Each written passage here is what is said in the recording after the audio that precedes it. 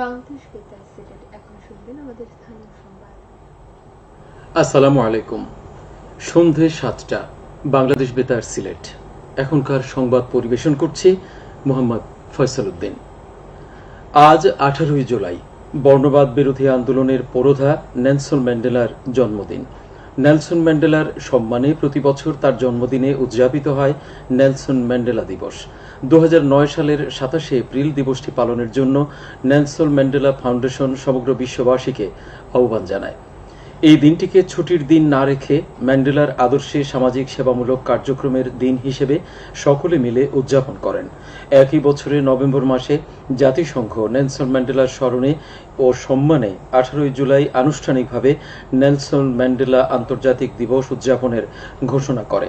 এরপর 2010 সালের 18 জুলাই এই কিংবদন্তি নেলসনের জন্মদিনে সর্বপ্রথম এই আন্তর্জাতিক দিবস পালিত হয়। এই উপলক্ষে সিলেটে বিভিন্ন সংস্থা আয়োজন করেছে নানা কর্মসূচি।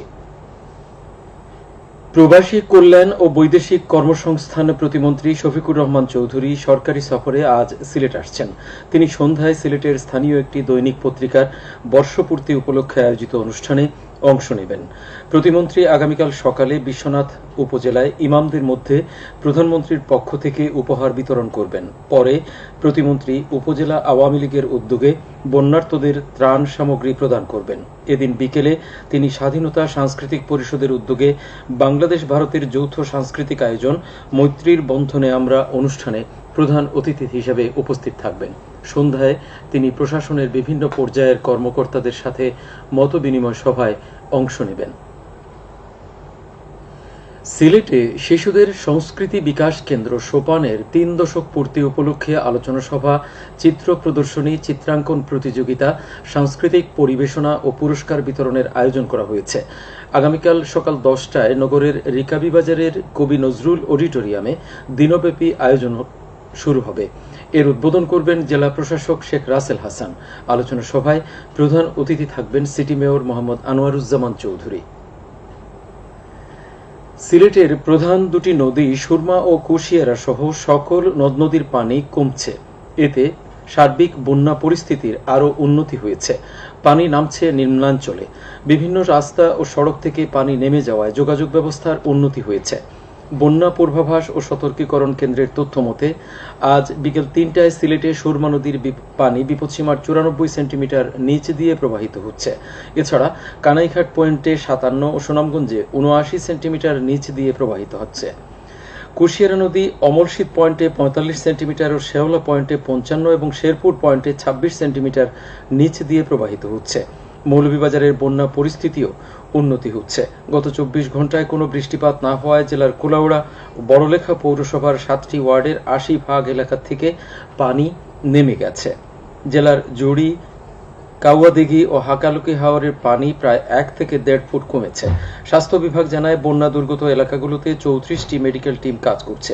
জেলা প্রশাসন জানিয়েছে এখন পর্যন্ত 113টি গ্রাম প্লাবিত রয়েছে। পানিবন্দীর লোক সংখ্যা প্রায় 57,000। 37টি আশ্রয় কেন্দ্রে আশ্রিত লোক সংখ্যা প্রায় 14,500। পানি উন্নয়ন বোর্ড জানায় জুড়ি নদী ও হাওড়াঞ্চলগুলোর পানি কমছে। তবে জুড়ি নদীর পানি এখনও বিপদসীমার 151 সেন্টিমিটার উপর দিয়ে প্রবাহিত হচ্ছে। এদিকে বন্যা কবলিত এলাকাগুলোতে সরকারি বেসরকারি উদ্যোগে ত্রাণ বিতরণ অব্যাহত আছে। আজ হবিগঞ্জের শায়েস্তাগঞ্জ উপজেলা পরিষদে বন্যায় ক্ষতিগ্রস্তদের মধ্যে খাদ্য সামগ্রী বিতরণ করা হয়। এতে প্রধান অতিথি ছিলেন সংসদ সদস্য অ্যাডভোকেট মোহাম্মদ আবু জাহির। এ সময় উপজেলার বাঘাসুরা আশ্রয়ন প্রকল্পে বসবাসকারী 74টি পরিবারকে 14 কেজি করে শুকনো খাবারের প্যাকেট প্রদান করা হয়। কোটা সংস্কারের নামে দেশব্যাপী নৈরাজ্যের প্রতিবাদে মানববন্ধন ও প্রতিবাদ সভা অনুষ্ঠিত হয়েছে মৌলভীবাজারে। আজ দুপুরে জেলা শহরের চৌমনায় অনুষ্ঠিত হয় মানববন্ধন। মুক্তিযোদ্ধা সংসদ ও মুক্তিযোদ্ধা সংসদ সন্তান কমান্ডের উদ্যোগে আয়োজিত এসব কর্মসূচিতে পৌর মেয়র মোহাম্মদ ফজলুর রহমান একাত্মতা প্রকাশ করেন। পরে কেন্দ্রীয় শহীদ মিনারে অনুষ্ঠিত হয় প্রতিবাদ সভা।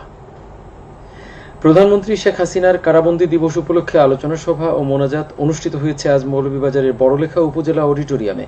প্রথমে জাতির পিতা বঙ্গবন্ধু শেখ মুজিবুর রহমানের প্রতিকৃতিতে পুষ্পস্তবক অর্পণ করা হয়। পরে একই স্থানে অনুষ্ঠিত হয় আলোচনা সভা।